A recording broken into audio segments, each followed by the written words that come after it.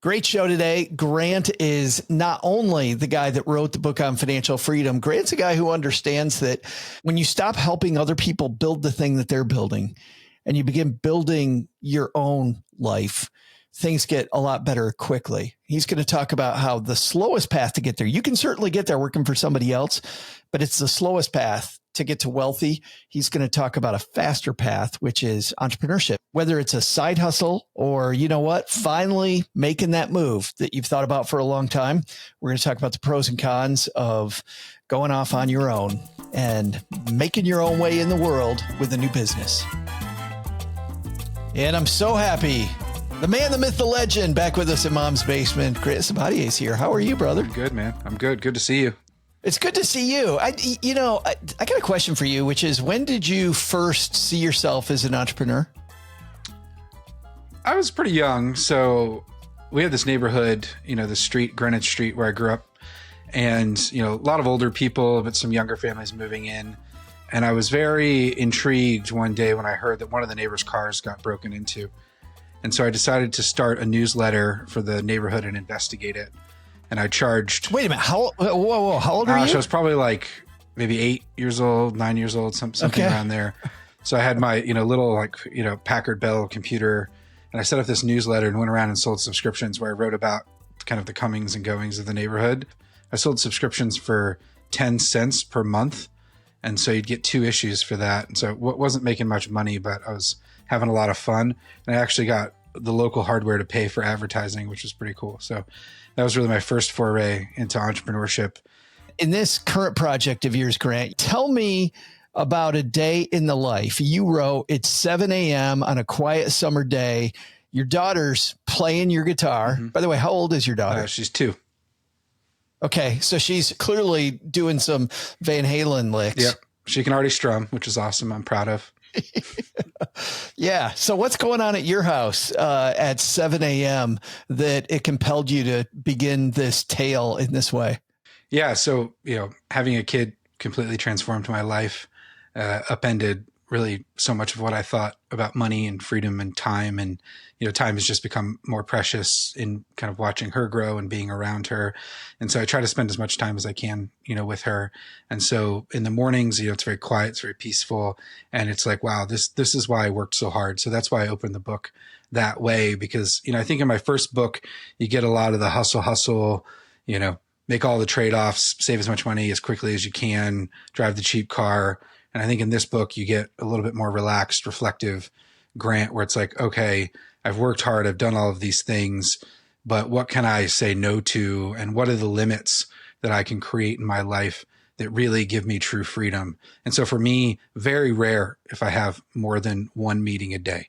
So this is the only thing on my calendar today, what we're doing right here. It's just spending time with our stackers. Yeah, exactly. So I say no to a lot of things, and I don't try to jam pack my time with so many things and so many ventures that, I used to do. And I think it's really important in life to create your own limits, or the world ends up setting them for you. And I talk a lot in the book about how freedom really only exists within limits. And I thought that freedom was all about making unlimited choices and being able to do whatever you want, whenever you want to do it. And when you really drill down into the essence of life, you realize that, there's a pretty short list of things that you actually love to do, and the things that you actually want to be spending your time on. And so how do you build your life around those things? And I think that's, at least for me, was a very, very different mindset than what I used to have. And so, yes, you might end up making less money in your business, or growing it less rapidly, or not even growing it at all, but you've used it to ultimately, give you access to the things that you really love and the things that you really care about, because those are what help you get more peace in your life.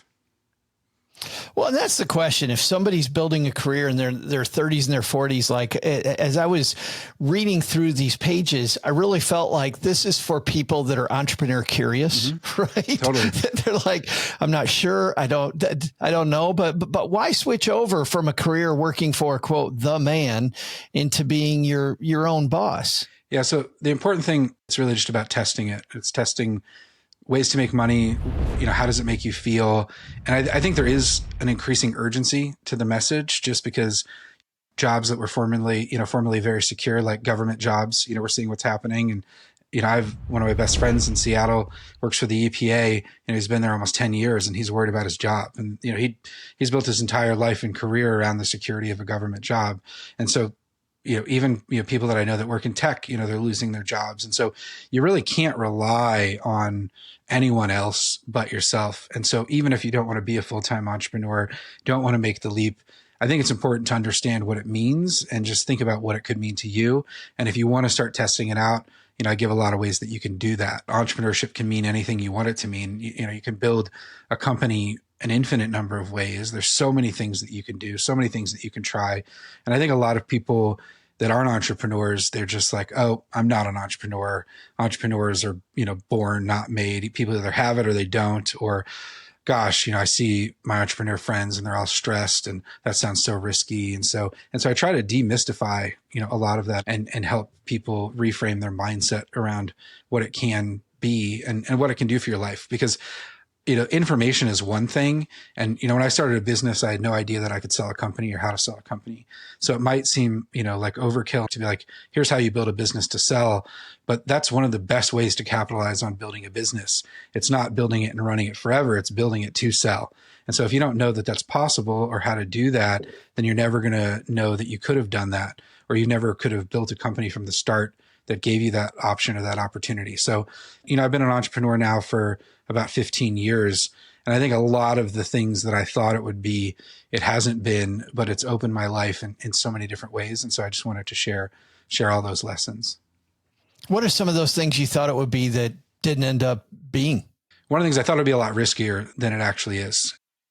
Yeah, me too. It's like, you're like, gosh, it's either make or break. And you realize that there are stages and levels to all this thing. And that, it's just like your relationship with money. There are variables that you can control.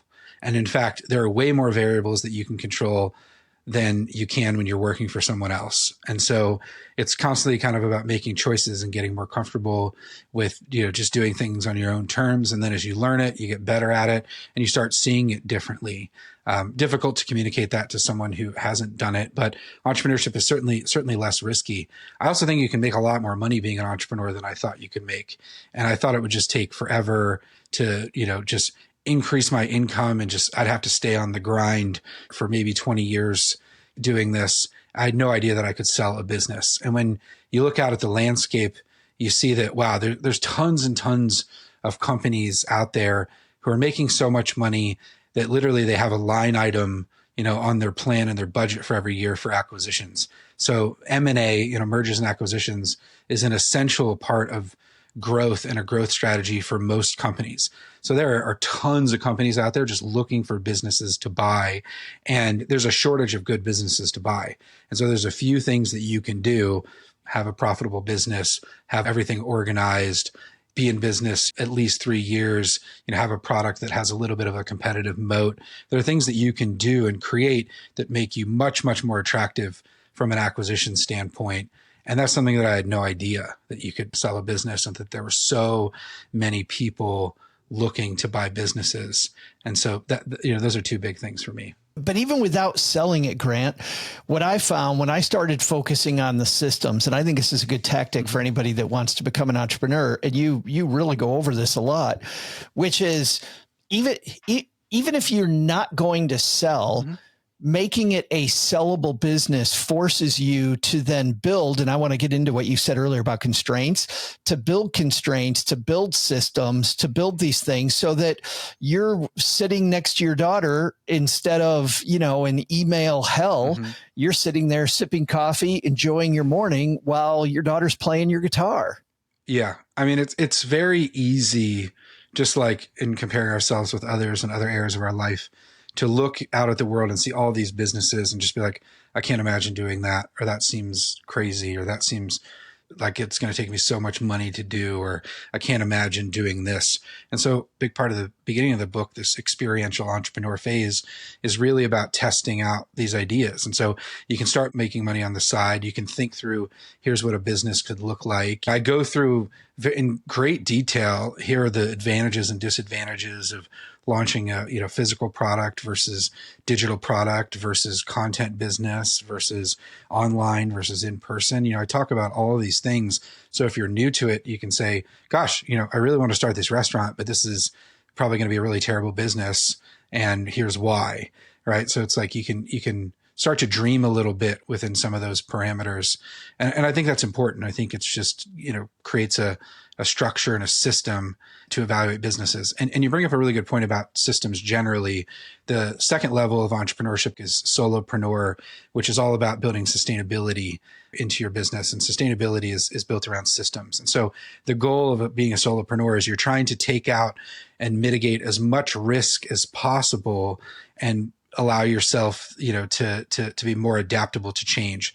And so the best way to minimize risk and remove uncertainty is to control as many of the variables that you can, right? So having those, standard operating procedures that you've created for certain things in your business, when you hire a contractor, things like editing your podcast or posting on your website or sending out your email newsletter or stocking and reordering new books, like at my bookstore, once you've systematized all those things, and you continue to improve them, but it minimizes just this uncertainty and allows you to know, okay, these things are working just as they should. I can focus my energy on doing the things that I enjoy doing, and everything else, I'm paying someone else to do. I've recognized my own limits in my life, and that's helped me be realistic with the type of business that I want to build. And some of those limits really do limit the amount of money or how big that it can get, but it's put me in a good place where I really like what I create and like what I've built. And the systems are really in place that it's a nice, there's a nice balance there. I don't know, Grant. I actually thought about the opposite, which is the more you realize your own limitations, the more you're going to focus on your unique talent. Totally. And you're going to hire people that have their unique talent, which meshes nicely with yours. And also the fact that you're not going to be, I'm sure everybody listening to this has had a micromanager before that just dabbles in freaking everything, and they're way worse at it than you are. So you talk to your boss, you're like, just get the hell off my back and let me do my damn job. Right. So if the boss gets that they're not great at everything, like that's a win for the entire organization. Totally. And that takes some self-awareness and, introspection and, sure. all of that. You have a tactic, by the way, because a lot of the time, people are curious and they're in that experimental stage. They're like, all right, I'm going to experiment with this. Well, even before we get to that tactic, the first thing everybody's thinking, Grant, is they're like, I don't have money to do this, right? I'm sure you're hearing this all the time. I don't have money to do this. Address that. How much money do we need to really get into the entrepreneurship game? You don't need much. Obviously, if you're going to launch a brick and mortar, bookstore, you need some money, for inventory and rent. And, there's a big upfront cost for launching, an in-person brick and mortar business, but that's often not the best place to start. And the first place that most people start and should start, and I talk about this, is just trading your time for money, but doing it on your own terms.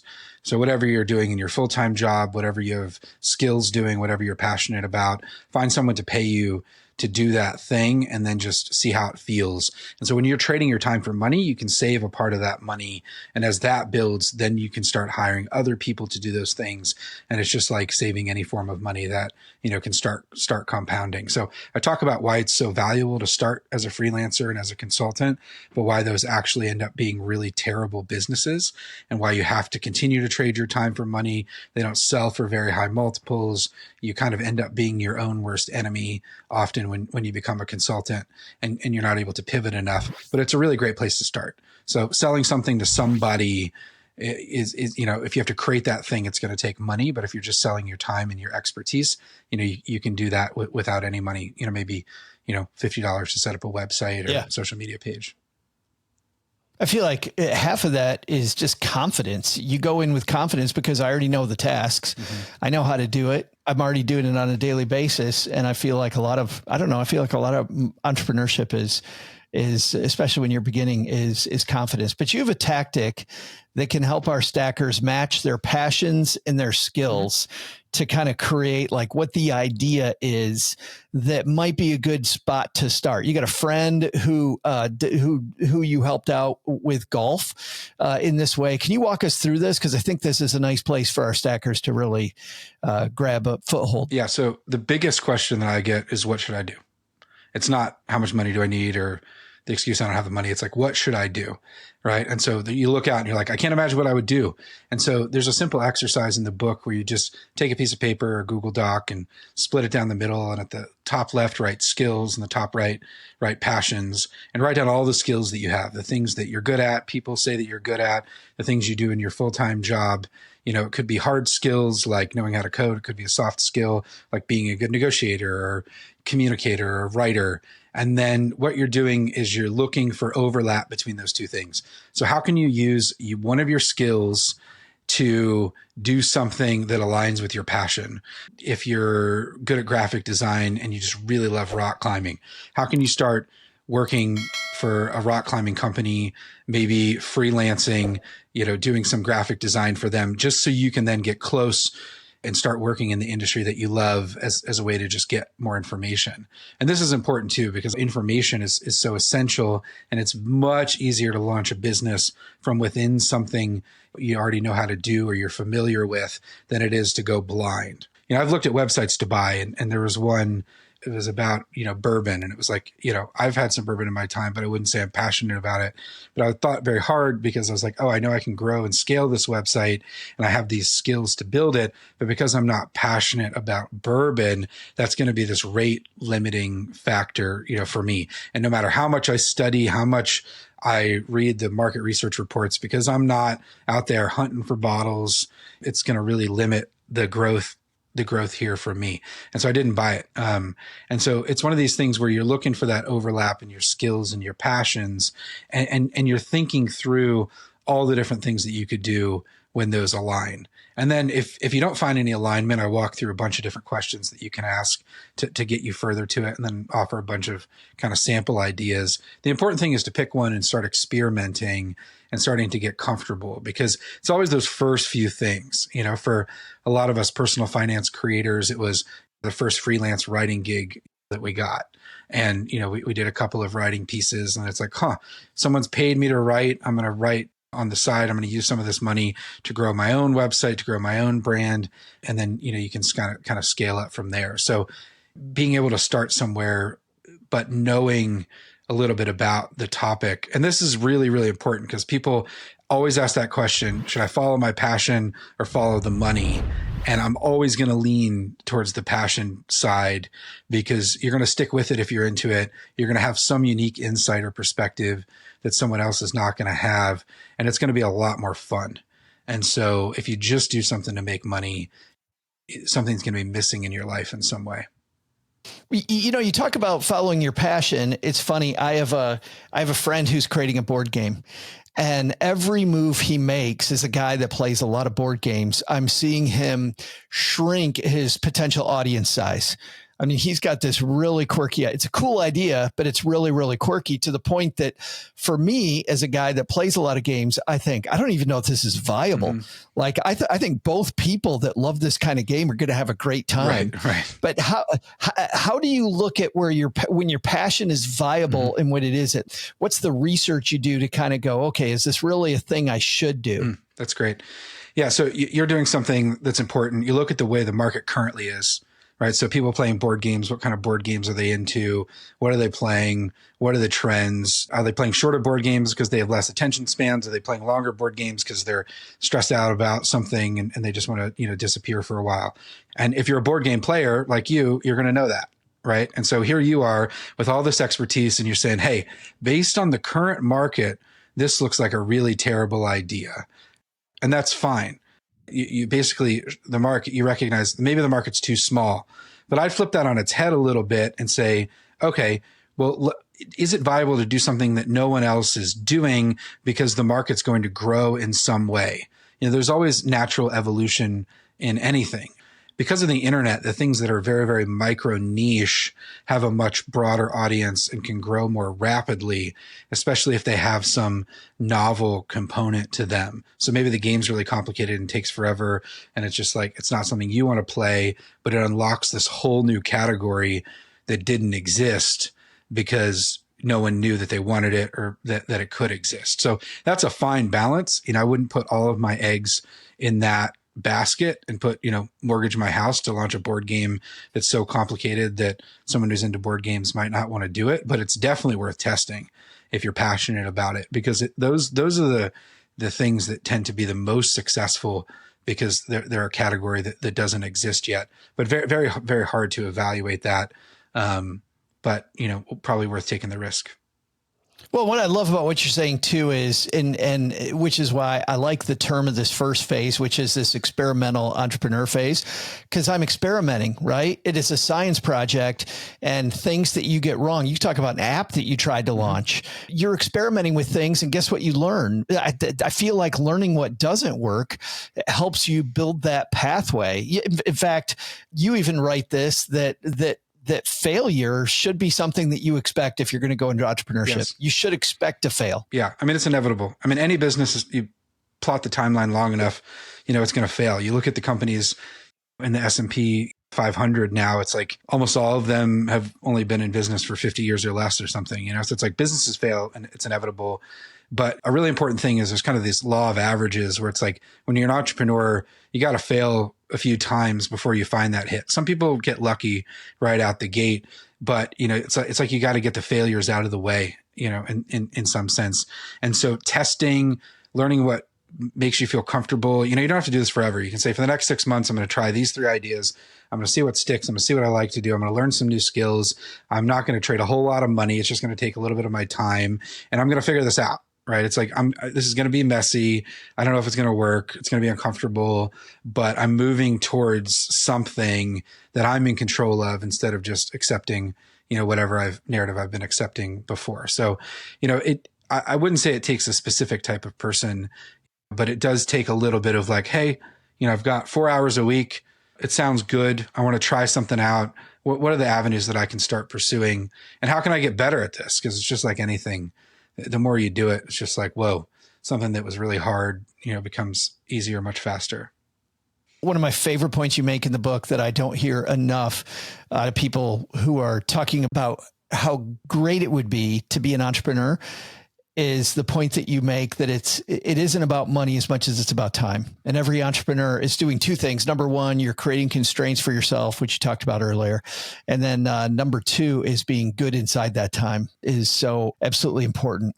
But a bigger problem I see new entrepreneurs have all the time, Grant, that you address is that we have this new product. Maybe it's ourself. Maybe we're going into consulting, which I love the fact that is a great way to start. Or I have the board game or whatever. I feel like it's my first product or it's my first gig. It's my first thing. So the first thing we do pricing wise, you already know this, we drop the price because we think that lower price is where it's at. Every experienced entrepreneur I talk to says that's a huge effing mistake. Like that is how do we price this new thing we're going to do effectively? Yeah, I go so deep on this and talk about sort of perceived versus real value and how you can make a lot more money selling the same thing to someone with money as opposed to someone who doesn't have money.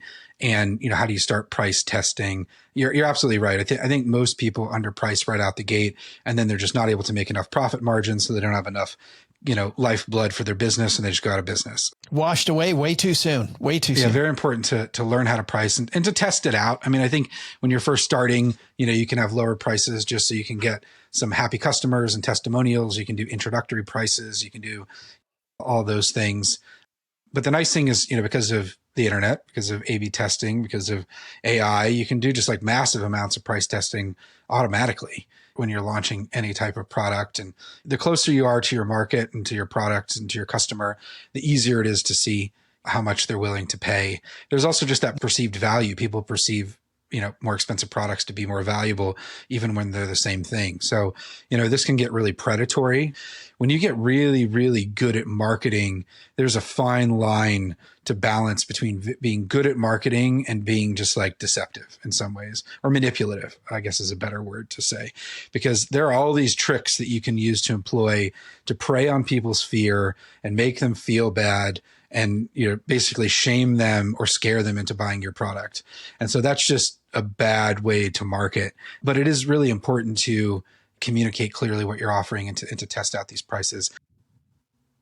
I like in your answer to that initially, you were talking about how initially I can do some introductory pricing that leads you to testimonials, which leads to my last question, which is, the other thing everybody's afraid of when they start out is, where the hell am I going to find my customers? Like, how do I begin to look at my customers? Because, it used to be that heck, even 15 years ago, you might even still be in a newspaper 15 years ago. You might look on the radio.